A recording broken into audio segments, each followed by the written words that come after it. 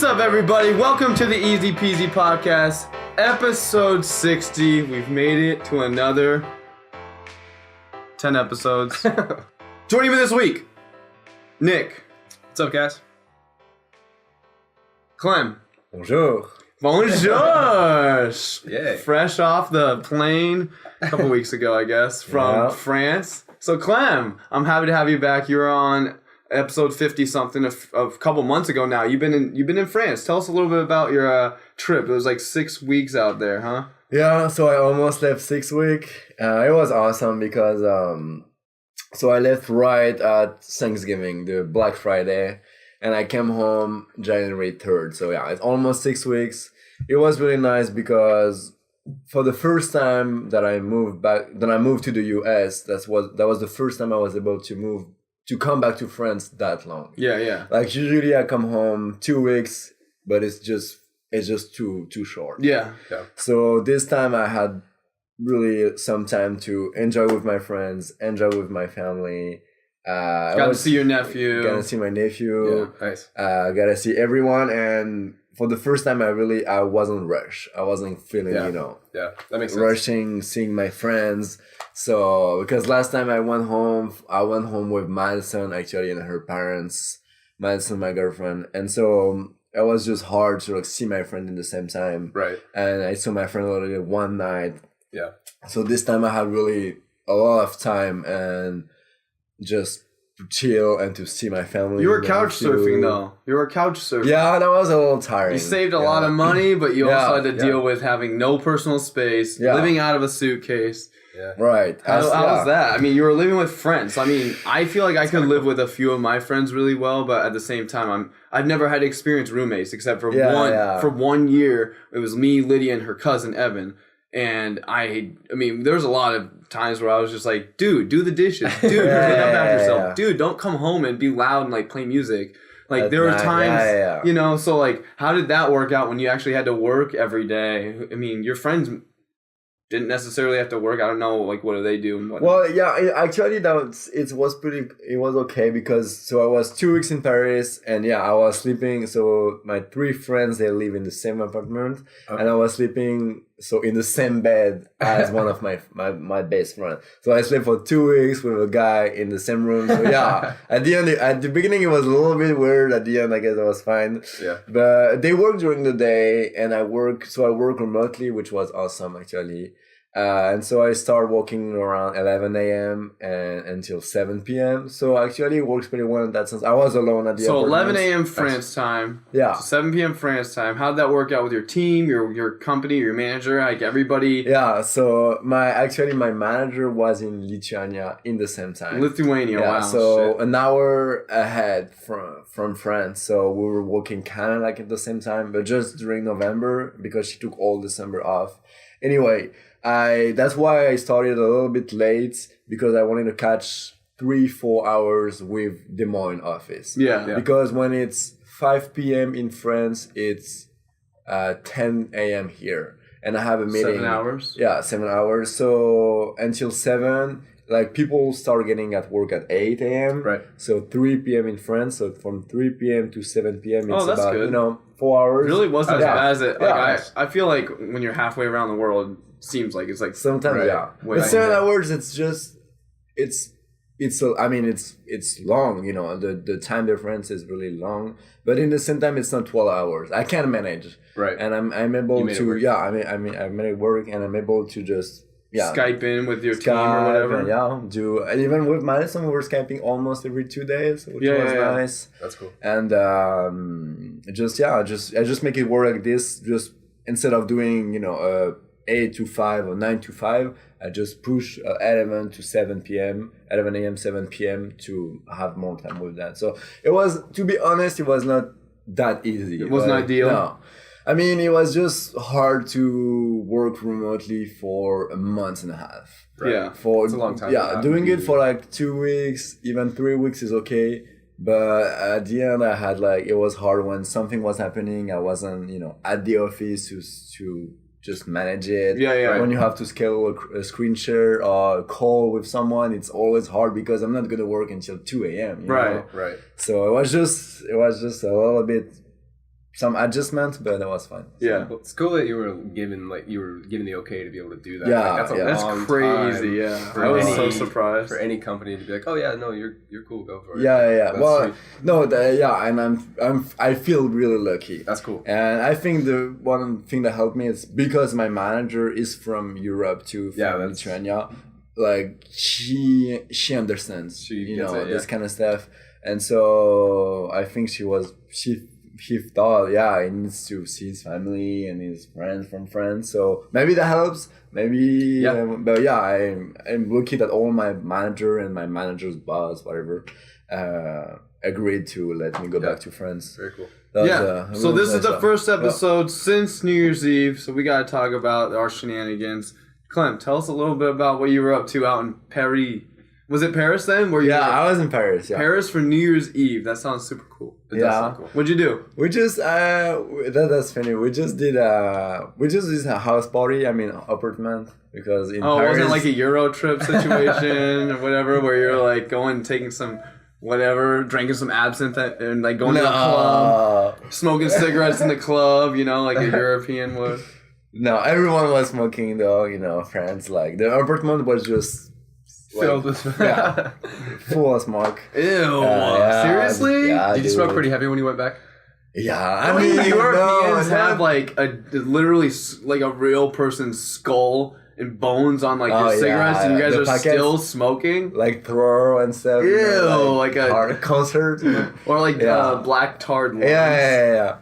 I can't believe it. How are you guys still smoking out there? I don't know. It's just culture. Y'all need Jesus. It's just culture thing. I don't know. I was smoking, but just when I had like a drink, or I wasn't smoking every day. But when everyone's smoking, I was just asking for like a social cigarette. thing, Exactly. It's really a social thing too, for me at least. Yeah. Because I enjoy it, but I'm not like craving it, or like I'm not addicted.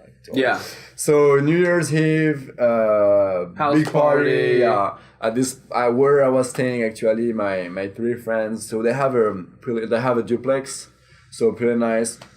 Around 30, I will say between 30 and 40 people. So nice. A duplex. So like the way you were showing like your hand gestures was like some level, like one of the duplexes is on the lower level, right? On the higher. So all the room, upper level. Yeah.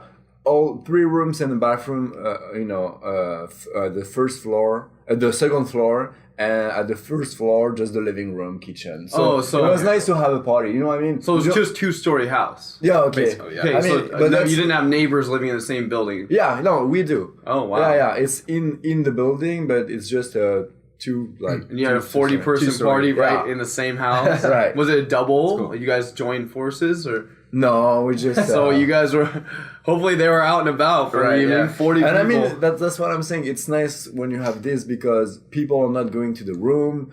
Everyone is in the living room, and they move the TV, they move, everything that was kind of like precious. Like, we've all been to those parties where everyone's in the goddamn Everybody kitchen. hangs out in the kitchen. Yeah. Everybody's in the kitchen. Get out of the freaking kitchen. Yeah. No. I mean, that time it didn't matter, because there were so many people. Like, people were everywhere. Spread out everywhere. Everyone was speaking English. Everyone was smoking. No, everyone was speaking French. Really? And they were like, surprised. a Spanish guy who was speaking English, and I was like, I'm not gonna speak English. I spend my time speaking English. I'm just not gonna speak English tonight. That's fine. Anyway, we did this party.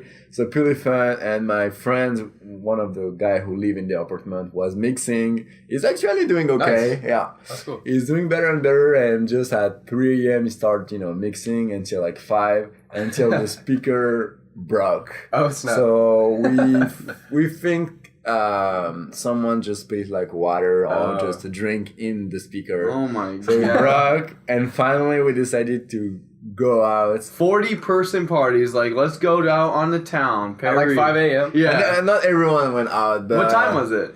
Like 5 a.m. Oh my gosh. Wait, we the left... bar still open? Yeah, I mean, so this club... It's in a boat. It's in a boat. in a boat by the Seine, which is the river in Paris. Wow. But it's not moving. It's like stationary. Static. And So it's really famous in Paris, and yeah, I think they open until 10 a.m. Like but so when we went, I think we left around 4:35 a.m. And so we get there around like 5:30. We stayed until 7 something. And when we went out, people were still, getting waiting in line. Wow, that's 7 insane. It's just that's pretty cool. Yeah. And so we did that. We just like for 2 hours and a half. But I mean, that was $25 to get there. To get in. $25. Yeah. How much are drinks out there? We didn't take any drinks, but they were probably like 13 or 14. Wow. Yeah. So like Chicago. Yeah. Really expensive. Cool. I'm in Paris. So yeah, anyway, and we went to bed, around 8 a.m. So it was actually for once like my New Year's Eve sometimes in France were not that good, just house party. Yeah, well, we didn't do really much. Yeah. So I don't know. And this time that was awesome to have this party at the apartment, and afterhand like when we went out, you got a little bit of both worlds. Yeah, exactly. So you're not gonna be able to do that in Des Moines. Everything's shut down at 2. Or like you maybe at a It'd house be the other party, way around. A house party till house party till 10.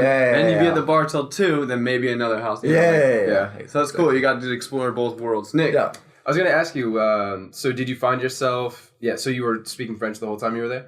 No. Right. Yeah. Did you find yourself like a little rusty? Yeah, that's a good question. That's exactly a really good question. At the beginning, to be honest, what happened to me is, I speak French mostly even when I'm here in the US. I speak French every day, either by texting, with my friends or my family, or if I don't sometimes I speak French to myself, which sounds kind of weird, but no, at the beginning, just, the first day, maybe when I was, just in the street and I don't know, someone, passed by and I just hit him, whatever. I was like, oh, sorry, instead of saying, désolé. Oh, I mean, just this kind of like reflex, like this kind of. I got you. Reflexes. Yeah. Wow, that's interesting. But quickly, it just came back. You got used to it. Yeah. Sure. But I was sometimes, for instance, I was saying to someone, "Oh, are you going to the gym?" And in France, we don't say the gym; we say la salle, which means the room. The gym room. We say la salle de sport, which means like gym room, basically. And I was saying to the guy, "Are you going to the gym?" He was like, "Oh," he was giving me like crowd. "Oh, you're going to the gym?" So some expression that I actually right now translate like. Differently. Yeah, differently than I was saying, but otherwise, I'm not that risky. That's fine. That's cool. Other way around though, when you're coming back here. When I had English, maybe a little bit with her parents, I had like some. Yeah, that's funny. Some time to find my words, but no, it was okay. Well, I'm glad you got to hang out with all your friends you haven't seen for like a year and a half. Yeah, and got to have a wild night. That's cool. No, totally. Awesome. It was just nice. No fights broke out at the bar. Nothing crazy like that. It was just a smooth ride the whole night, huh? In the bar? Or like at the 40-person party. I mean, there's usually someone spilled a drink on someone on accident. Someone no, actually, invited you're right. That no one else knew. Or likes. No, they were pretty careful about that. They were saying, no +1 or like +2 or whatever people. Okay. I mean, they were kind of like trying to be careful about that. But no, but the floor was just terrible. Was it? The morning, when you were walking in the floor, the shoes was just sticking in the floor. For like drinks being spilled. Yeah, gross. It was, and that was our house. Yeah. We moved into the house October. Had a Halloween party. That was literally what happened. The entire house. It was like a 60-person party in a baby ass house. No, except of that. Nothing. You just sit on the couch all day on New Year's Day. Oh yeah, I woke up actually pretty, like not that late, like around 11. I slept like 3 or 4 hours. Yeah, and we just hang out, eat, and play some video games. And I flew the next day. I had a pretty good night actually on the first, for the second. So it was awesome. Yeah. Nick, let's hear what you had to do on New Year's Eve. I think I had the least crazy time of all y'all, but we had a good time. Shayna and I just hung out at home. We got a bunch of drinks. We had like beer, and we bought a bottle of rosé to like pop off on New Year's. Sure. And we just hung out and played video games together, and then we watched the ball drop together, and we had our little drink together. We beat the Evil Within 2. Yeah, so, how was that? It was all right. Yeah, not as good as the first. Yeah, not as good as the first one in my opinion. The first one was more like action-y and like scary. This one, they're trying to like be more dialogue heavy and like work on the story. Is it open world then, or is it? No, it's pretty well guided. Like through so chapters and then it's a certain section. You go through this room of the house, right, or whatever. Cool. Yeah. But yeah, I mean, we had a great time actually. It was awesome. It's good to The last New Year's I was in was 2010, I think, or 10. Yeah, this is the first one we've been in for, I can't even really remember last time we didn't go out, you know? Yeah, it feels good. So, I mean, it was nice. I'm sure you guys the next day were like, just feeling relaxed. You know, exactly. It's weird. Like, when we drink here at the house just together, like hanging out, like, I don't feel as drunk as it would, because I know I had plenty of drinks, you know? Yeah. Like, I should have been pretty toasty, but I felt fine. It was weird. Yeah. I think it's just because you're not out and you're not like exerting yourself. You have access to the water. Yeah, drinking water. If you're at someone else's house, you don't even think about asking for water. You know? Yep, exactly. That's true. Yeah, for sure. Well, I'm glad you got to chill out. It's fun, man. It was fun. Maybe next year we'll play go. Some games. We'll turn up a little bit more. Well, yeah. Or you guys are 100% coming next year. Yeah. So, yeah, I guess that leads to me talking about New Year, new EZPZ, you know what I'm saying? I went out to San Francisco. Madison, Clem's girlfriend. Nick and Shayna were not able to go this year, so the entire trip I was missing y'all. But met up with Lydia and I met up with like 10 other friends. We usually, like last year we went to Puerto Rico together. All three of us were actually present. This year we chose San Francisco. I'm not quite 100% sure why that we ended up landing on that, but I'm glad we did because I love the city. Yeah, I was jealous. Yeah, it's a beautiful city. And compared to my first time out there in 2013, this was just like leaps and bounds above it. Like, got to experience way more. We were just visiting one friend who didn't really know what he was out in Pittsburgh, which is really far out. I mean, it's equivalent to like maybe like red, what's it called? Out east. Red something. Red Rocks? I don't know. Past Adele. Like, it's just really, for Des Moines listeners is what I'm trying to bring up. It's like just a really far suburb. Okay. Like, it's as far as you can go on the BART. It's like the last stop, which is their public transportation. Okay. Anyway, that's where that guy lived when we went out there in 2013. This time we were living in Berkeley. Our Airbnb was in Berkeley, and we were meeting up with a friend, Daniel Turner, who was on episode 15. Meeting up with him, and he was like living in Oakland. So we're super close. All you have to do is jump across the bay, and you're like, awesome. You're in San Francisco. It's like 3 stops on the BART. It was really, really cool to be. I mean, I think I enjoyed not being in San Francisco more than. I mean, obviously, because my wallet and like the money, like it was like $800 a night versus $300 a night for this Airbnb. But let's start with the Airbnb. It was absolutely awful. Jesus. So like worst Airbnb I've ever had. I mean, I've only had like 3 or 4 at this point, but this, I mean, every single one has its like positives and negatives. You know, like Puerto Rico, it was amazing location. It was top level penthouse. It was the rooms build out was really cool. Like there was a separate area that you and Nick, huge. Yeah, it was humongous. Yeah. There's a wraparound deck. I mean, it was so cool. We could climb up to like the second. Right. So like, actually, when you think about it, the one cockroach, the door handle falling off once or twice, but there really wasn't that bad. No, the washer and dryer not working too well in Puerto Rico. You know, like it wasn't that bad. Like overall, the positives greatly outweighed. Yeah. So, but this Airbnb was absolutely freaking awful. It was built like a hostel. Have you guys ever stayed in a hostel? No, I haven't. So actually, I had not until we went to Voodoo. Okay. So when we went to Voodoo, I flew in early. I got in with me, Madison, Clem, Daniel. Yeah. Daniel ended up meeting up with us, and it was $100. We all got to sleep in this 4-person room. It had 2 bunk beds, I think. Yeah. Okay. So and it's just like a house, a giant house. Right. That's like every room is your own room, and some of them have locks, so you can just like lock your stuff in your room, and then the next room over is literally another person just staying over for the night or just needing a place to crash. And it's usually really cheap. Hostels that's like the biggest thing is your communal living. You're all sharing bathrooms, you're all sharing kitchenettes, living rooms, showers. Weird. But it's super cheap. So it's like $25 each in New Orleans. It's just to sleep, you know. Just to sleep, because our planes got in at like 10, 11, 12. We went to the bar for a drink, and then we went and like hung out went to sleep. the alternative is sleeping at the sleeping at the airport like we did for Puerto Rico, which was like, ugh. But anyway, this house in Berkeley, California, was built out like a hostel. So our room that Lydia and I slept in, and Edgar and Madison had one bunk bed, and then one giant queen size bed. Well, not giant, but you know what I mean. Mm-hmm. So, and then literally just one like baby desk, like the one that we're recording on here in Studio Gandhi, just like literally a card table, and a chair, a single chair, and then like a closet with like different hangers. There's like 90 different hangers, like different colors.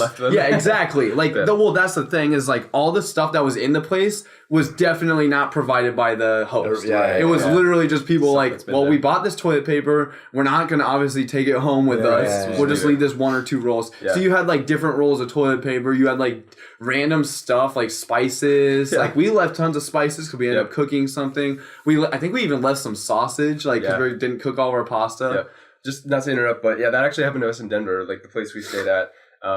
We had ended up buying beer in like a bottle and then realized later that there was just tons of random assorted beers in the mini fridge. Like there was like 3 Coronas, like 4 Miller Lights. It's just like random shit. So I was like, okay, I know this is just from people that left it here. Jumping on that actual detail of the trip is we were very proudly, our entire group collectively finished all the beer. Oh, nice. Literally like... That's awesome. 30 beers left on the second, and somehow we still finished it. We left on the third at like 5 a.m. We had to get up like at 3:30 a.m. or something. But we collectively finished them somehow. I didn't drink on the second, but I drank a lot on the first, which is not my usual MO. Like the last day of a music festival, most music festivals, it's usually just like eating. I'll just eat. I'll literally just spend all my extra cash I have that I allotted for the music festival just to eat or trip. I usually don't. Like, if we go on a trip, I usually don't eat or drink on the last couple days or whatever. But I drank a ton on the first. But anyway, we'll get into that. This Airbnb, back to the Airbnb. Everything, so, like, it's built like a hostel. So, like, there's north, east, west, south, like, rooms. Like wings? Well, not really even wings. That's the thing. Like, 2 rooms, like, literally 3 feet difference was, like, one was the north and one was the south or something like that. Anyway, each room was labeled on the door, and... NSWE for Northeast, West, South. And then in the kitchen, each cupboard was labeled. Each shelf in the fridge was labeled for that north-south room or the north room, and then the south room, you know. So, like, it was very, very, like, he didn't even hide it at all. That was built out for 16, or I think it would fit like 14 people total. Wow. Just built out for 14 different people to stay. So if you know Airbnb, every person, every different account that stays, you have to pay like a different fee. Right. You have to pay the cleaning fees and stuff. So it's like, this guy's making bank if it's not a group of 12. Right. And it's full of like singles or like maybe a couple group, a couple or whatever. So... That's what I was going to ask you real quick. Was there any other random people there, or was it just... So it was just all of us. So it was like a 12 or 14 person Airbnb, and we ended up renting the entire thing. Filled it out, okay. Yeah. And again, the reason why we chose this place is, first of all, it said it had a jacuzzi on the Airbnb.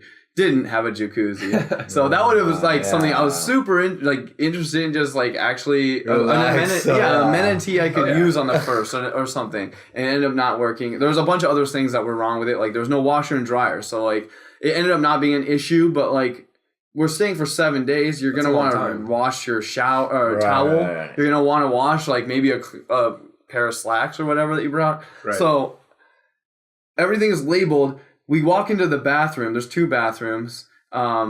There's tons of labels all over the bathroom. It's really weird, but the label next to the toilet says, "Do not put anything in here except for excreta." EXCRETA. Excreta. So. There was all of the labels, all of the like signage around the entire Airbnb was printed out on like paper, like it was not like a sign, and it was all broken English. Weird. Like San Francisco is known for its Asian population, and the host is actually Asian. So I don't know if like there's a correlation there of some sort, but it was all broken English. It was like the recycling bin was put your paper, plastic, and like everything was misspelled. Like plastic had like 2 S's kind of thing. It was just really, really weird. But overall, I mean, we didn't spend a lot of time there. We were seriously walking all over San Francisco, all over Berkeley, all over Oakland. We would stop in for a couple beers. We'd go somewhere else. It was really cool. The Airbnb is just one of the worst things in the world is like whenever somebody would get up and walk in the hallway, the light is automatic. He was all about saving money. Weird. So the light would turn on, and then like 5 minutes later, if it didn't catch like a light detection, it would turn off. So like everyone's lights would or rooms would like illuminate with like underneath the door if somebody went. It was super, super quiet. There was no fans. There was nothing to drown white noise to drown out. So like if anyone got up, I mean, what I'm like learning is like, or like starting to like, I think I would just enjoy like getting an Airbnb. I mean, these huge trips with 12 people, getting like 2 or 3 separate Airbnbs almost, or like you could. Man, I don't even know, like, because at some point. You're married now, right? Like, what part of you probably wants to just not really be around like everyone else, you know, like get your own area. It's tiring. It's not romantic. Right. This was supposed to be kind of a romantic trip for Lydia and I. It's where we fell in love, San Francisco, summer 2013. We first started dating. And it just, there was no room at all for romance. Right. And with so many couples now, with our group has 4 couples at least, 5 couples, 6 couples, you know, if our extended group, like you do want that privacy, you know, you want at least to have like a couple's back to the roommate thing, like I feel like I can get along with you two really well, like you two really well, like you're both this couple, like you and Madison and Clem, you and Shane and Nick, like I feel like I can live with you guys real well, but maybe not for 7 days, you know. It's a long time. It's a long time to be around anyone, like, and like maybe I would get along with Madison and Clem more than Nick and Shane, or vice versa, like no, depending on what's going on. So it's like I don't know how we're gonna like remedy this this thing that we have going on, because every year we get together for this New Year's Eve trip. Right. I think it just takes a lot more like research and planning from the Airbnb side of things, and maybe splitting it up a little bit and like kind of staying in the same area would work. But I wanted to mention the Airbnb again that Shane and I had in Denver. It was literally a guy built a apartment above his garage. Oh my! So like added on after buying the house. Straight up. It had a full kitchen. It had a shower. It had a bathroom. But it was literally just like a loft thing above his garage. Was he using the garage frequently? We did hear him in the garage a couple of times. But it was actually built really nice, but it was cold. So cold. Totally. Because he didn't think of that when he built this, so he didn't have any like heat vents. All he had was a couple of space heaters. So when we first got in there, it was like literally below freezing in this thing. And we had to like wait for the fucking... so did it have like a shower and everything? It had a full shower, had a mini fridge, it had a sink. Wow, I'm surprised it was the pipes actually didn't freeze. Like if I just took a video of it, you would think it was just like, you know, some little hotel that we were at. Yeah. Like, it was built really nice, but like that one feature was weird. What was the pricing on that? I would have to ask Shayna again, but it was actually like really reasonable. Yeah. So that's the thing, is like this place was our last resort because we booked a little bit late. I think we ended up booking like in August, which is so weird, like weird for our group. Like Lydia and I, we did a ton of research through March and April and booked Puerto Rico May of 2015. Right. Or 16. Booked it in May, 100% like paid it on everything, put it on a credit card, and everyone was like paying throughout the months. Mm-hmm. And we booked this in August, and it's like that was like one of our last choices. That 3 months just like wiped everything out. And everything else that was in Oakland or in SF was like, this was $350 a night or something like that. So it's like $30 each. People? Yeah, so it's like $30 each. Right. So it's not that bad. And then after like they have a cleaning fee and all that shit. So it was like $40 a night or something, which isn't bad at all.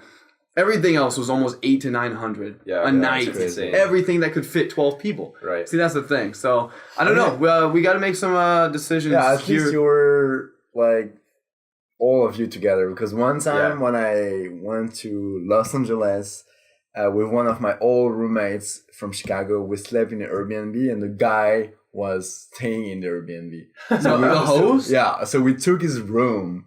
And he was sleeping in the couch. You know what I mean? Wow. So that was really weird. Yeah. That's like just straight up hustler. Yeah. Like he's trying to like get by. Yeah. I mean, he just wanted to make money and so whatever. And so we show up, And yeah, but his bed though was huge. Like that's the bigger bed I ever seen. King size, probably. I mean, yeah, even more. California Like king. with my roommate, we had like seriously 3 people can like be in this bed like easy. Not even touching each other. not touching each other. Damn. And so yeah, and the guy who has a dog instead of and like Oh my god! in addition to Did you guys give him bad rating? I don't know. That is Man, that's the thing. Like, like Uber and Lyft drivers, I feel so bad. But you ran a red light. You turned right on a red that said no right on red. You also didn't accelerate at that green light for like literally 5 seconds. We had a car coming up behind. There's like a bunch of things that like these Uber and Lyft drivers, and we'll get into some Uber and Lyft driver stories from San Francisco here in a second, but.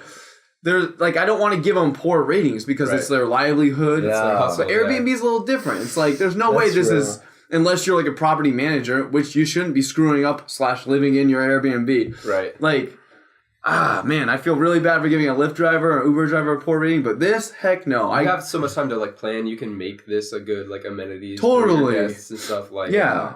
This guy, man, he was so nice though. Yeah. He was so awesome. One of his, he's trying to save every single nickel and dime. You could tell. So he had a Nest, which is a Google owned smart home operating thing where it's like you can turn your like AC, for instance, into like a smart deal where you can control it with your phone. Right.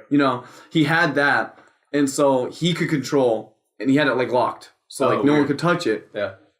So we had to text him when we wanted him to turn up the heat because it was kind of cold in there. Oh yeah, but he did it instantly. Right. It was almost like he had his phone right there, just waiting, and if he got a text, it would just automatically do it on his own. He also would text Lydia, who was the one that her Airbnb account was linked to the purchase.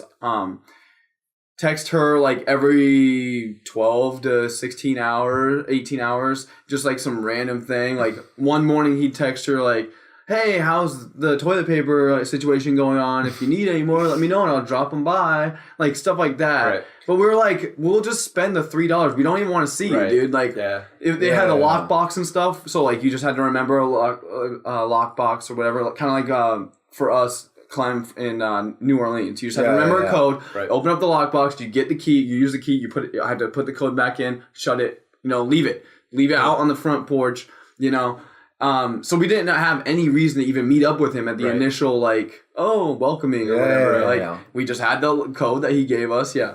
So I mean, overall Airbnb worst experience ever. I mean, there's tons of other details we can get into real quick. So we got to take the trails of Muir Woods. So we got to see like the redwoods. That's awesome. We rented a couple cars and got to drive up there. It was really, really neat. Redwoods are like 50 feet tall. I know, that's insane. It's mind-boggling. Like these trees have been here for longer than my state's been a state, kind of thing. Right. Yeah. Like it's just really, really cool. Is it close to? It was about an hour away. Okay. Yeah. So it wasn't bad at all. I mean, it was an entire day investment. Right. But it was so worth it because we ended up going to the Muir Beach Lookout. Okay. Which is like literally on a cliff. Right. Yeah. Like. Look down, there's tons of rocks, and there's oceans colliding into the rocks, like kind of thing. It was really, really cool. Something out of a movie. Yeah, we took some portraits. I don't know why, but I was just like on like this artistic mode, and I was like taking portraits of everybody. And then we went down to the beach, and we got to actually see like tons of wildlife. We saw starfish, we saw oysters had like washed up onto like all these rocks, gigantic rocks, like 15, 20, 30 feet up, like boulders. That's cool. It was really cool. And they like, I didn't know this, but when oysters like wash up on those and like they aren't washing back out into the ocean, they clamp onto them. Oh yeah. They're not clamp like their like actual, like stick onto them. Right. And if you touch them, they like get super like defensive. Yeah, like, right. They're like thinking like a pelican or like some sort of seagull or something is like picking at them or something. Makes sense. Saw like ocean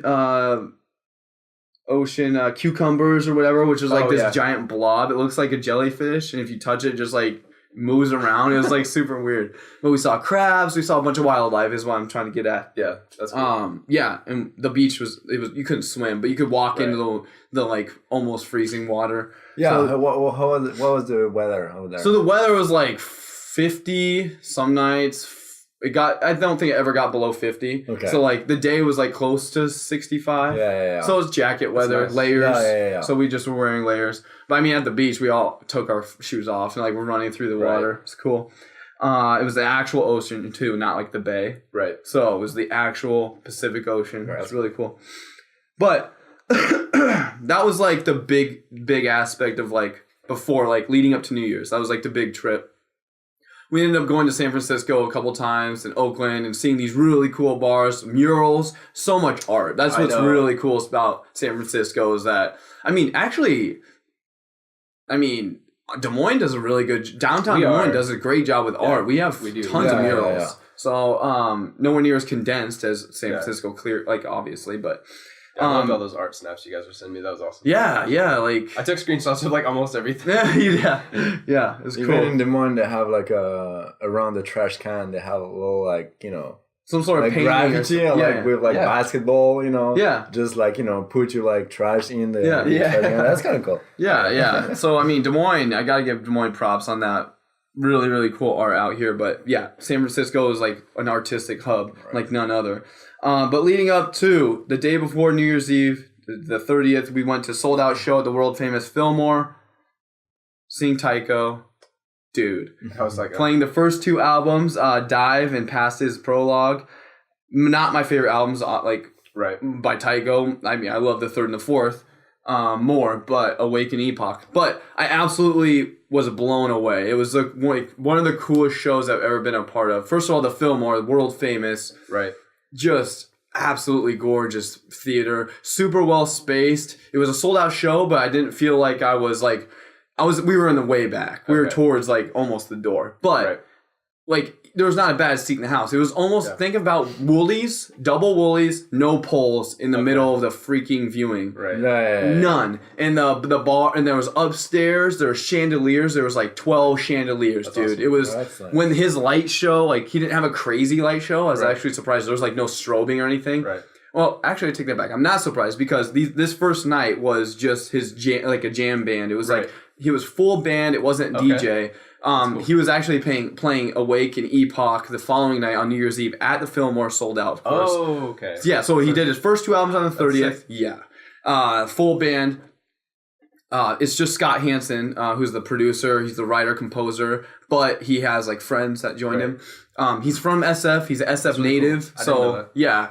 It was a hometown show playing with chandeliers, like just lights going crazy, or reflecting. The light show wasn't intense, but the chandeliers made it intense. Once they're like reflecting everywhere, that's cool. Man, it was so. That's sweet. I didn't know he was doing like all of his like discography like that. That's awesome. Yeah, that's really cool. But the following night was a DJ set, that New Year's Eve set. But anyway, the jam band was cool. It was awesome. Didn't have a single drink. Didn't even need to. Right. Like I was just enjoying the music. Kind of like one of those things where it's like. I don't know, man. Clem and I had a great conversation yesterday about it's like when he goes and sees Odessa, he's gonna have a few drinks, of course, but like in April, right, Clem? Like, but you're not gonna be like trying to drink like 16 beer, like it's a 12 pack to yourself, right? Like, because you gotta remember this stuff, dude. Like, no, exactly. Just to say that you've been there is not enough these days for me. Yeah, that's for sure. No, it's for sure. Like. When we go out, usually, I mean, you know, we drink, and sometimes when you drink more, you remember, but you don't like remember like the full thing. Or you know, it's like it's not your blackout, or it's not you're gonna like just forget the whole night. Right. I mean, that happens, but I hope it's not gonna happen too much, whatever. But at least if you don't drink too much and you're not sober, but you kind of just tipsy a little bit, you enjoy way better. And you can talk about it. You can talk about every detail. Right. Every like, you know, oh, you remember when you did that? Like, you know, it will be like, I don't know. Totally. Remember when you remixed that song? Yeah. I feel like it's kind of the vibe of the sets too. Changes that a little bit. Totally. So like with Tycho, it's not really like a super turn up, you know, like I'm gonna go rage type of thing. And he's more chill overall. So I feel like that kind of affects the mood. But playing devil's advocate with you on that though, you're one of your favorite artists. I know Shayna, your wife's favorite artist, Bass Nectar. Yeah. He's super into not doing any substance abuse, not drinking, not even smoking weed. He's super into it. Music is literally the drug exactly. that you're going to be consuming that night. If you come to a Bass Nectar show, he doesn't put you down. He doesn't, but he's not afraid to tweet. He even tweeted all the way leading up to his New Year's Eve show in Atlanta. He tweeted about, hey, I would love for you guys to come to my show and not abuse drugs and not drink and not do this, not do that. Not be partying, be fully immersed in the music and stuff. And so it's so interesting. Bass Nectar is known for his bass heads, his fan base that hop on the gate, and they're just literally the entire set headbanging. Isn't that interesting that he's the one that's saying he's an advocate for an advocate, sober. Which it should be, because there's kind of a pretty big stigma about that rave scene and drugs and stuff like that. It is a big problem, right? Yeah, and you lose those memories. You lose those conversations that you had in between the sets, in the artists, and you lose, that you even have with your friends. Yeah, that's kind of one of my many resolutions this year is to stay a little more sober, enjoy those experiences, actually enjoy the experience more than just partying. It just comes with wisdom, comes with age. We all know that. We're all creeping towards 30 instead of in our early 20s, and we're all starting to feel it. And then 5 years from now, we're all gonna be. When I'm in my 30s, oh my God, heaven forbid. Right. But we're all gonna start feeling even more like that, if not already to the point where it's 3 beers and I'm good. Right. I don't need, because then it cuts down the cost, and then it cut, all that stuff. So didn't need anything. This was just one of those shows, man. I feel like all of us could be there and just holding each other, putting arms around each other, and that's kind of how our group was. We were all collectively just bewildered. We couldn't believe the experience. Just kind of vibing. Yeah, Fillmore has a gigantic projector that is the entire, from the ceiling down to the floor of the stage, and it's beautiful. It's not a crappy projector. It's just they had animations playing on in the background. There was people going down ski. It was a skiing resort. Before he came on, there was randomly this weird ski resort. It was almost funny. He was pandering to people that might be abusing something, because there was people on this hill skiing down it, jumping up and down. Yeah, it was the weirdest thing ever. But interesting.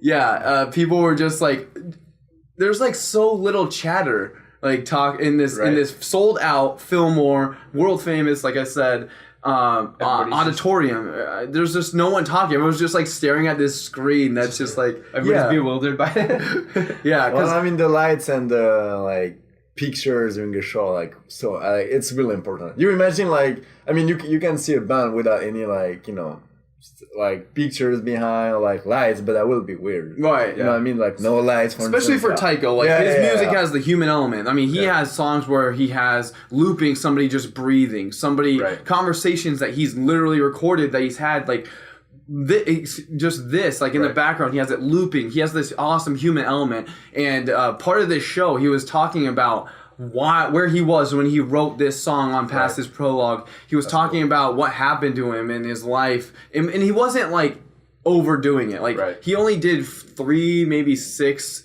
in between songs. He would say introduce this coming track and be hey guys, this is what I was going through. This is what he's 40 years old. He's getting up. He's seen a lot. He's been a producer for half his life. And he had videos, home videos of That's him cool. as a kid, running around his family's house or backyard and stuff. It was really, really cool. It was definitely one of those shows where I'm never gonna forget it. It's one of those take that to my grave, that memory. I'm glad I got to stay. No, I wasn't pounding Bud Lights or Coors Light or whatever. One more thing. I know we're going long on the Tycho conversation, but I want to comment on the Fillmore once more.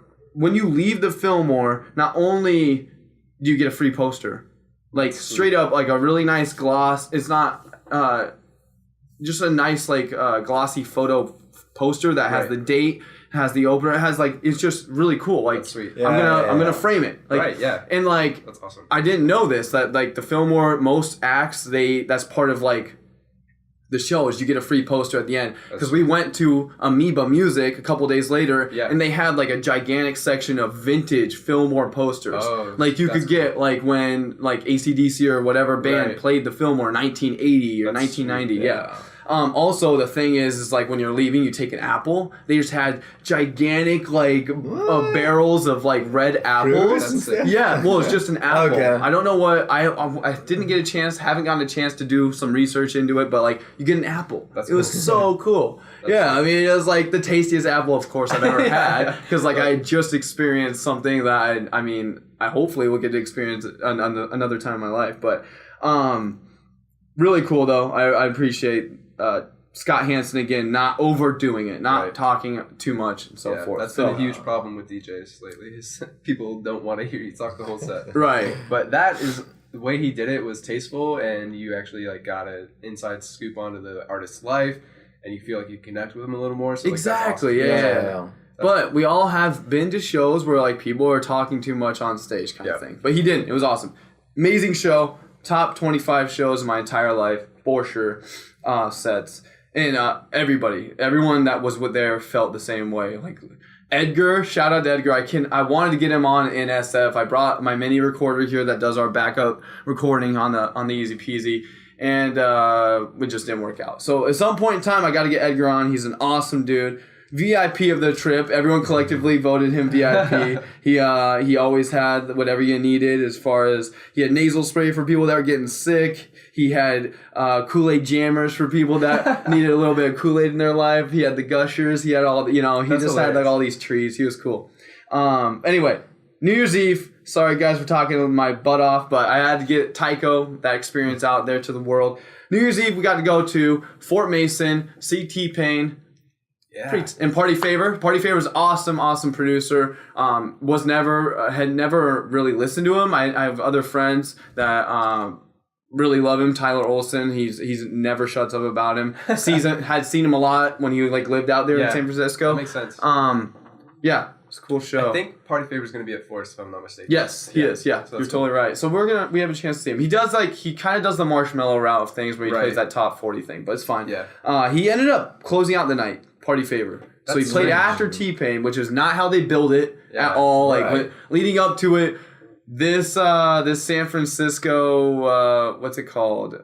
New Year's or Eyes on San Francisco, the production company or the company that like put together this act or whatever.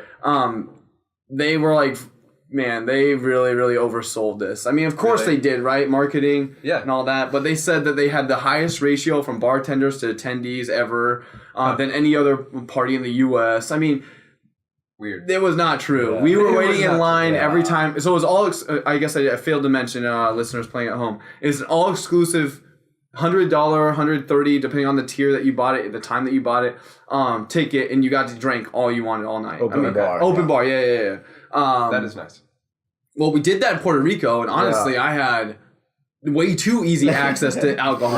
That's where I got so bitter. I got lost. I couldn't find you guys. It was one of those things. But this was like, man, you had to wait. Don't form a single file line, dude. It's like I was just crowding people eventually at the end of the night.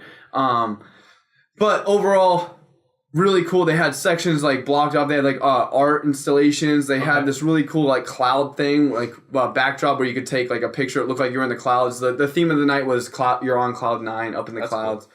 So Lydia and I got a picture. There was silent disco. So friends broke off, did that on their own. That's cool. That's another cool aspect about this is that we had like a meetup spot. Right. Everybody did what they wanted to do. Kind of spread out and do. Yeah. That's fun. Yeah. Lydia and I ended up like walking out a door that we weren't supposed to walk out of at one point. We got to like just look at the ocean and like look at like because it was on the ocean. Awesome. Fort Mason. Yeah, it's on the ocean. That's crazy. Yeah, it's just super neat. T-Pain though. So we've met up. We got to catch up yesterday. Like me, you, and Clem, Nick, and we got to talk about this whole entire trip. So it's like we're retreading these details for just recording's sake.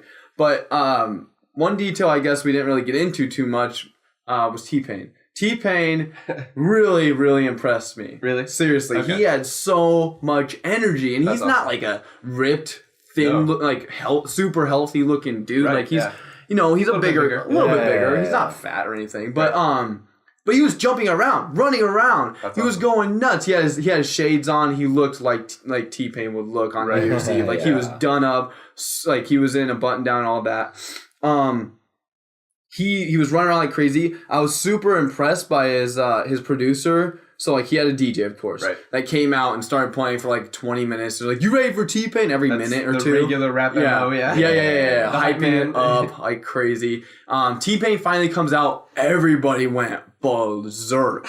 Like, they had just seen, like, Kim Kardashian give birth to Northwest. Oh, my God. Freaking, with Kanye West, like, holding her hand or something. Like, it was crazy. Like, so loud. Like, it was a gigantic venue. It was like quadruple the size of Seven Flags. Oh, shit. It was huge. Okay. Yeah. Huge. It was like probably not like arena, so like it wasn't like gigantic ceilings like Wells Fargo Arena here, like 120 foot ceilings. It was like as big as the ceilings and stuff, as big as like Seven Flags, but it was like gigantic room. That's open crazy. Room.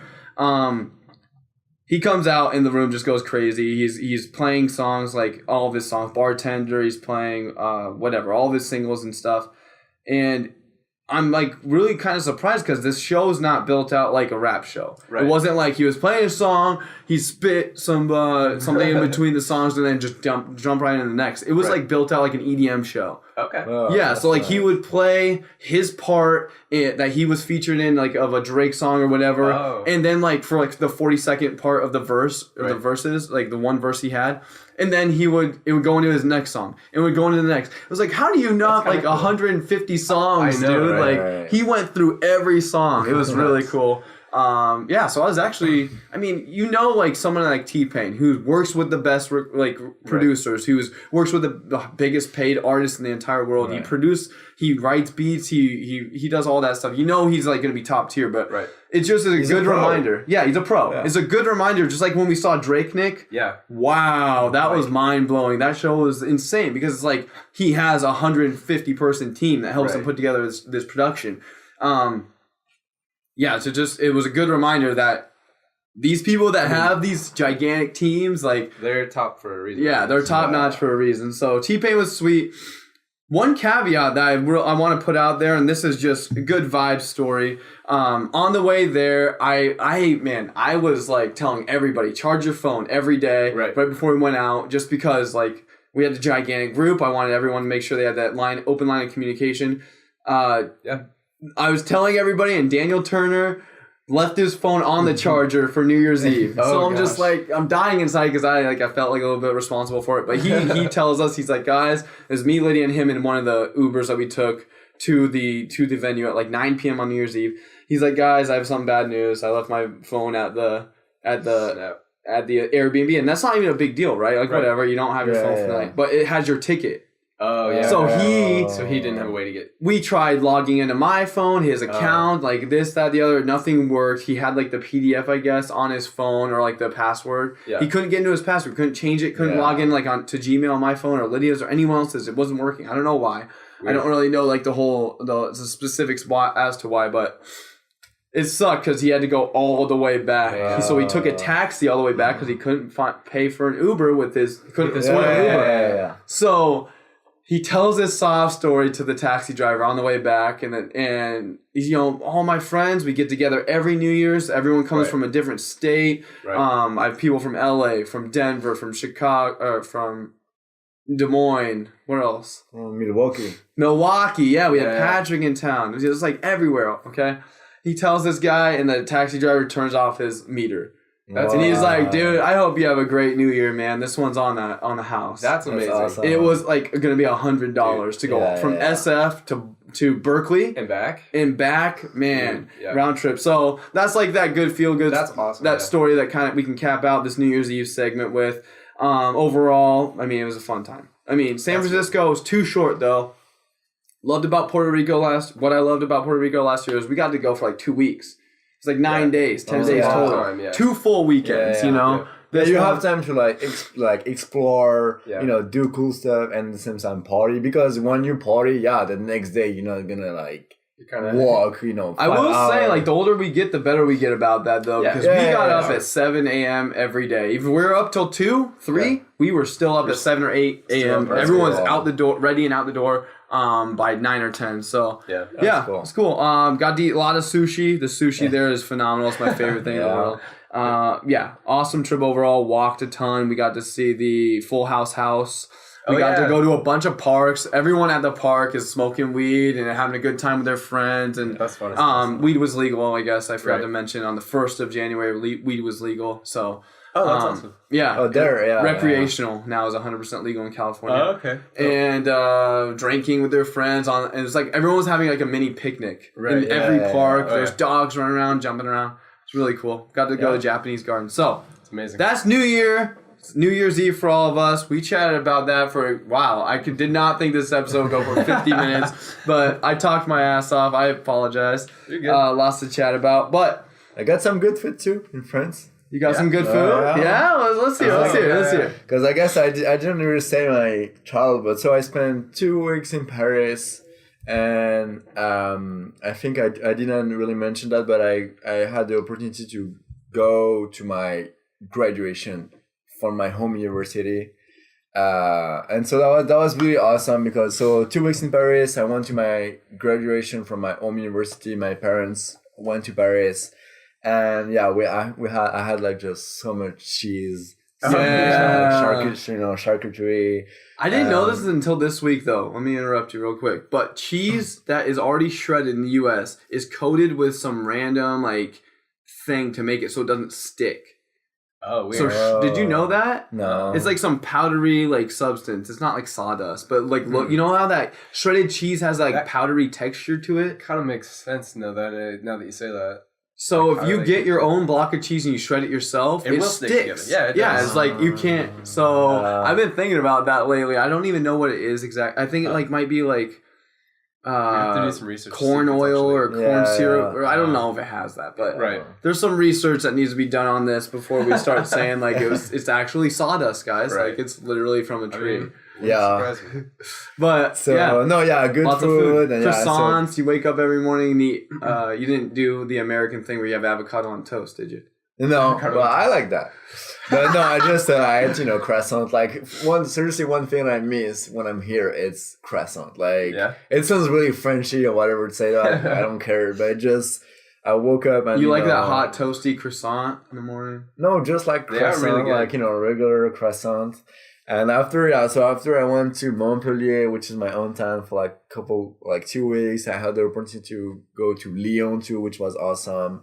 And so all over there I had different food. I had some like shitty food like kebab and stuff like that, which I love. Ooh, yeah, I do. The best. We don't do those enough. When we do these grill outs this summer, we need to do more kebabs. For sure. And we in France during the winter we have it's called raclette, which we put cheese in a little like piece of metal. I don't know.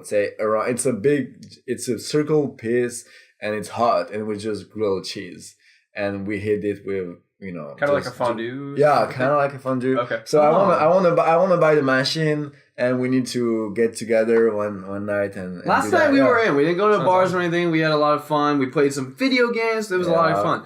I think we should and could do more nights like that. Oh yeah, especially during winter. We're getting older too. We don't need to be out of the bars. Yeah.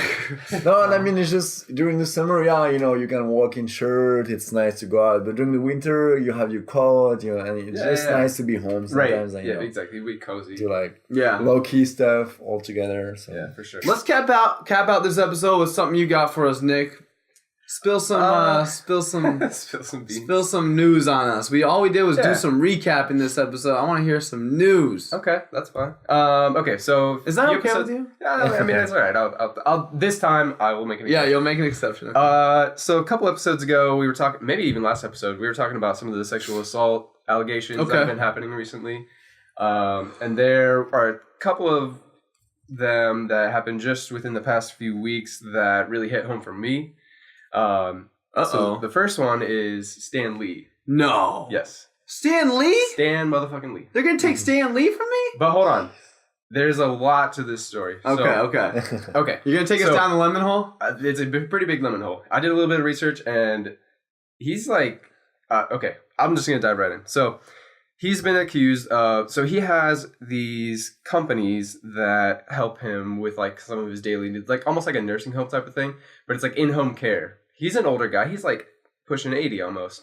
So he has like in-home care providers that are coming to help him with his like daily needs and helping him just with everything, you know, with like kind of. I think he's pushing like 95. Oh yeah, you're right. He's really old. He's super old. Like he's one of those guys that's like, I can't believe you're still kicking, dog. I know. Yeah. His wife just passed away this last July, and she was 93. So Okay. yeah, he's up there. But so he has these in-home nurses kind of taking care of him, and these allegations are coming across that he has been like groping them and walking around his house naked when they're there, and saying things like, you know, blow me and like pleasure me in the bedroom, things like that. Okay. All these allegations going around. But there's also been, within the past couple of years, he's had like a lot of fraud happening. So people have stolen like upwards of $1 million from him. How? So I'd have to look into all the details, but like people writing false checks in his name. And he had like $850,000 stolen from him since someone bought a condo.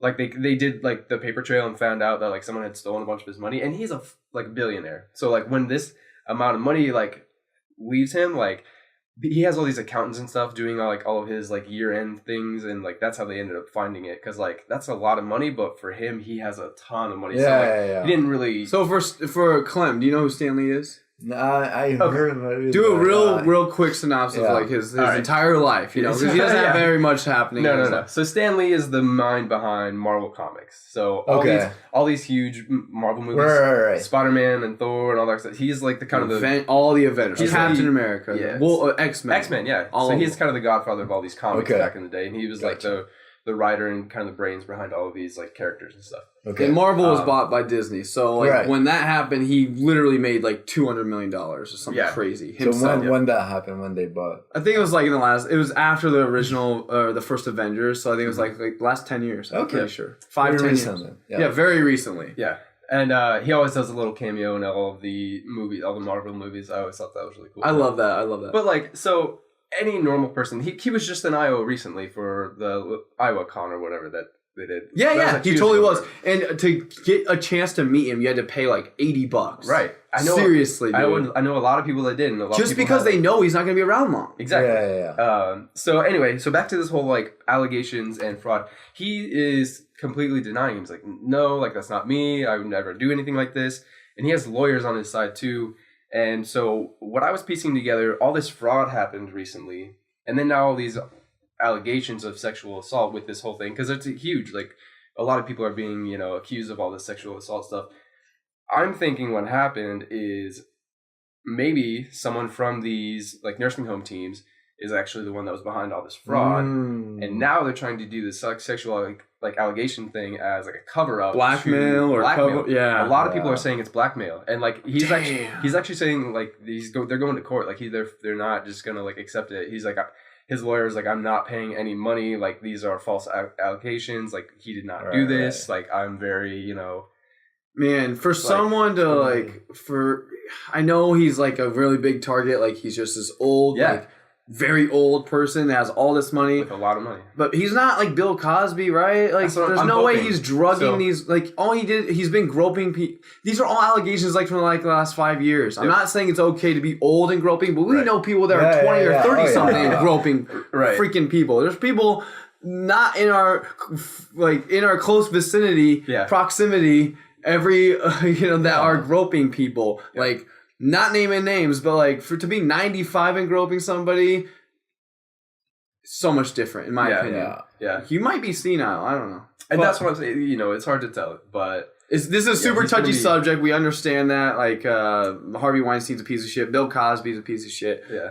But this is kind of one of those ones that like I don't want it to be true. With all these other people, you're like, oh, well, that kind of makes sense. I get that. You know, they have all this proof. But there's no proof. There's no reports from the companies. They never like did any sort of police thing. Like it just like popped up like, oh hey, he groped us. No, give us money. Like it's and it's easier to like attack a whole guy, you know, exactly. With a shit ton of money. Tarnish his entire legacy too. If it proves like these are true, this is the end of his right. It's kind of like Bill Cosby. He's in the beginning of his life. So many parallels between this and Bill Cosby for sure.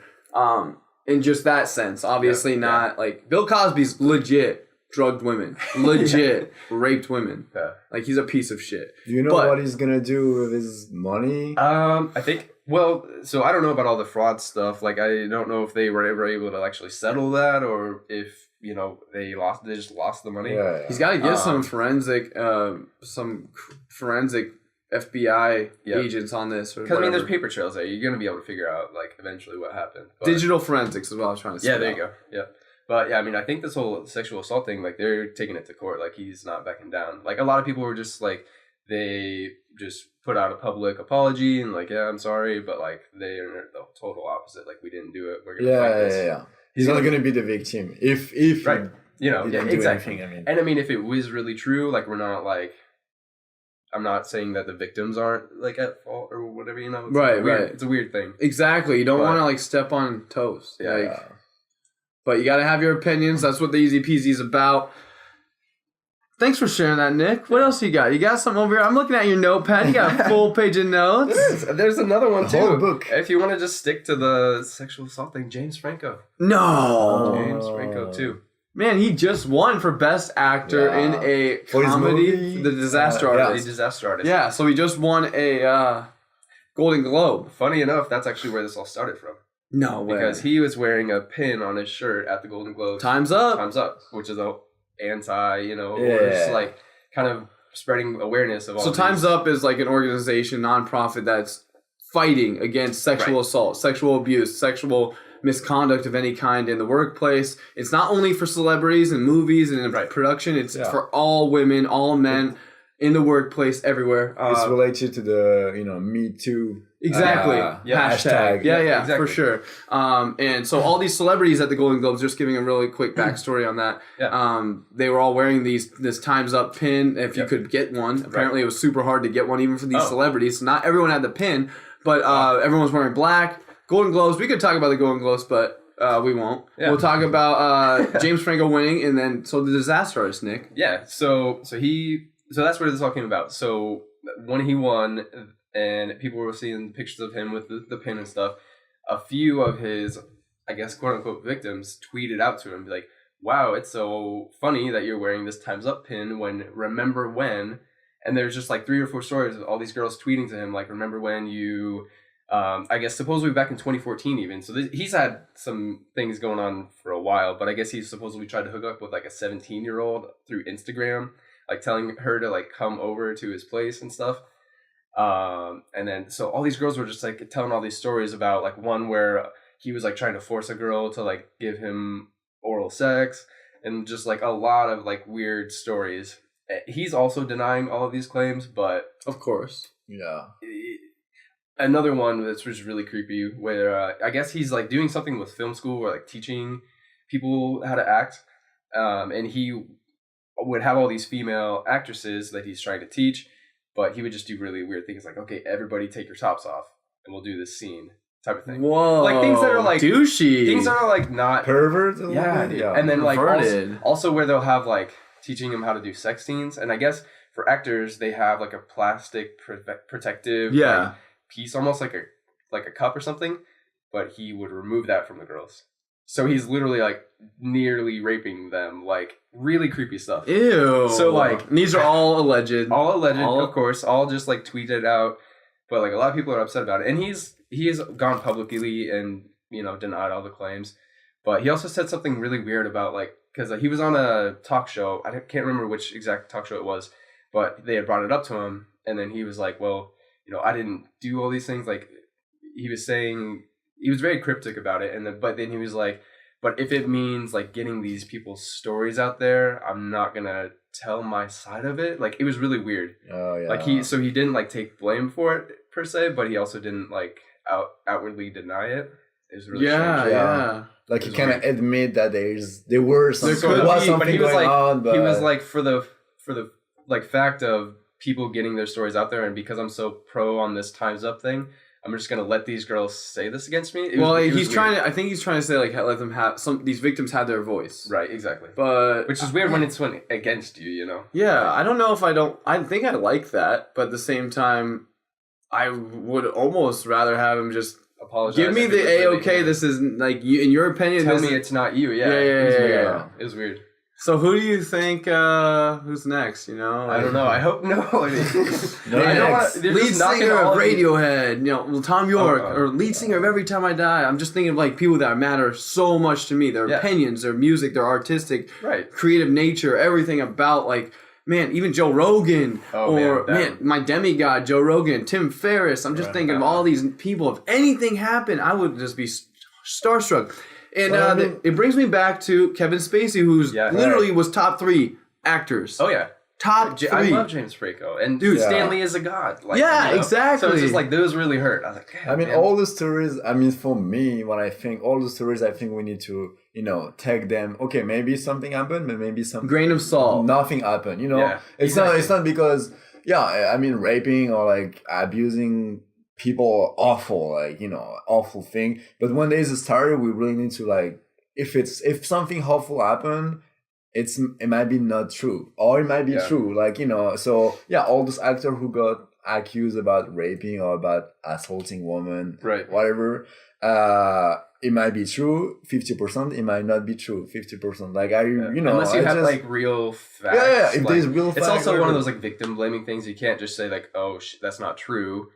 Exactly. If there's 25 women that come out, there's like 40 kids, like with Michael Jackson, the probability goes up, in my opinion. Yeah. Nick, what you got on that? I was actually going to ask, because all of this is happening in the U.S. with people from all walks of life, all these actors, all these huge media CEOs and stuff. Tech industries. But this is all really happening just in the U.S. I was wondering, does anything like this ever happen? Yeah, so is this creeping into Europe? Have anything happened recently where like a big France name like had allegations? Good call out, Nick. No, any news like a star, you mean? Like a famous just like star, really famous person, like had some fucked up shit. You have like legit, like really famous French actors and actresses that are just super famous in Europe, right? Right. We just actually, real quick aside, we just watched a French film on New Year's Day. We always watch films together. That's cool. I talk so much, I couldn't even bring up that detail. We watched a French film though.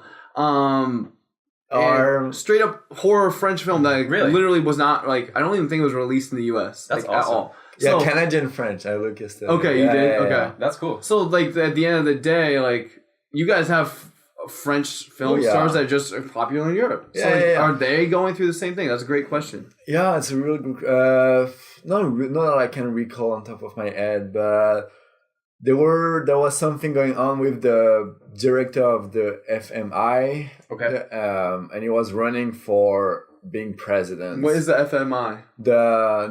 The World Bank, basically. For France? No, world. So I don't know in English what's gonna be, but it's the when they have a World Bank where they're helping between countries and whatever, and he was the director of that. So he was almost living in the US his entire life, whatever. Okay. And he was running for presidency, and he got accused of abusing some house. A housemaid. Yeah. Oh. Okay. And so like same thing, walking naked, in the hotel or whatever. And so that's one of the things and so that was 5 months or like 6 months before the election in France. So that kind of back in 2010, I will say something like that. Well, he wasn't boasting about grabbing a pussy. Right. Yeah. If he would be president. And so and for sure, because of all of this, he didn't run for being president. Yeah. But except of that, like you didn't see anything in the papers when you were there, just like the last 6 weeks. Yeah, no, really something crazy. Interesting. I think it's a slow trickle. Like it's slow here, right? Like every week there's one, maybe two people that I'll hear about. Not necessarily there's probably a dozen total that week. Yep. So maybe we don't have like the difference between France and US for sure. Like like dominates TV show and movies, like, you know. Oh yeah, like as we're seeing all awesome. the time. No, I mean, I would say, like, I'm watching a lot of, like, you know, American TV show, American movies, and for you guys, it's gonna be maybe one time you're gonna watch a French movie, and it's normal, like, you know, 300,000 million people here compared to 60, which is not that bad, 60 million people in France. But yeah, we don't have like that big scene with, you know, stars. I mean, we have stars, but no. You don't have Hollywood Boulevard. Hollywood, like, not really like TMZ, BuzzFeed, like your daily dose of so news. Last year, if we did the EZPZ, you know, for the full year, we only crept in there in the last couple months. We're back now, guys. But if we did the EZPZ, we would have talked a lot about the election and Donald Trump's presidency, his first year as being president, right? I think this year the theme is going to be this sexual misconduct and like sexual assaulting and like all these celebrities getting like brought to the limelight. Yeah. And that's a really interesting topic, and you know, it's just a burning topic people talk about all the time. It's important to like talk about it. But that's not because there are stars. Again, if something happened, that, you know, they can do crap stuff like this. So I mean, humans are shit. And have you seen a single woman? I mean, there are plenty. And you can rape, you can molest as a woman. We all know that. We're not disputing that. But these are all like freaking rich, wealthy white men. Like that's another thing. It's just mind-boggling. But thanks for sharing that, Nick. Yeah. We got to get some news in on our episodes each week. I know we did a lot of recapping, a lot of last few episodes, everybody. But if you're still with us, we appreciate your ears. We appreciate your time. We know time is of the essence and very valuable, especially as we get older. We're going to need walkers next week, and then we're going to need our own personal maid to clean up and wipe our ass like Stan Lee. Walk around naked. Yeah. Oh, yeah. Oh, perfect. Yeah. I already do that, but in my home. Yeah. I was going to say, Lydia's my maid, and I walk around naked in front of her all the time, you know. But, no, I'm kidding. But thank you for joining us for episode 60 of the EZPZ podcast. First episode of 2018. We've appreciated your ears, like I said. Nick, where can they find you? Instagram is bazooka_Nick, and SoundCloud at Nick Gandy. There you go. You have the Nick's mix. You're gonna. Are you still working on the first one for 2018, or have you posted one? First one 2018 is out there. Okay, is it 7? 8. 8. Jeez, you're creeping by me, man. I wish I had access to SoundCloud at work. I'd listen a lot more, but no signal at work. So, all right, cool. Nick's mix, NIX 8 is out there. Yep. Dive on it, kids. You also posted this week on Apple Music, I believe. Yeah. Electric Forest Weekend 1. Yep, I got a full Electric Forest playlist. Nice. Maybe like 300 songs. Wow. From maybe like 50 different artists that I'm excited to see. It sucks because I make these playlists and I find all this great music, but then when the time comes, you're not going to see all those 50 artists. Oh, heck no. It's almost impossible. Yeah, we can do your best. It's awesome to find some new music. Every year when the festival lineup comes out, I find like 10, 15 new artists that I just fall in love with, you know, so it's cool. Totally. Awesome. Yeah. And then this year, Sam Gellatry. Oh, man. Prince of Intergalactic Beats. And then we got the forefather of EDM and bass, Mr. Carmack. So, this is going to be an amazing year. Cool. You can find me at Sean S. Johnson, Snapchat, Twitter, Instagram. I'm very active on all of them. Been posting on Snapchat every other day about me singing to my cats. It's a new thing. Everything is stealthily going to be uploaded to YouTube. I just want to see where it takes. You know, I'm just trying to do something creative every day. Yeah. Something creative. And a really easy way to go about it is legit just singing my cats. There you go. Like, how freaking easy is that? I put on Kanye West and I sing Monster. Like, that's going to be one of my favorite things to do. Nicki Minaj's full verse. Oh, God, yeah.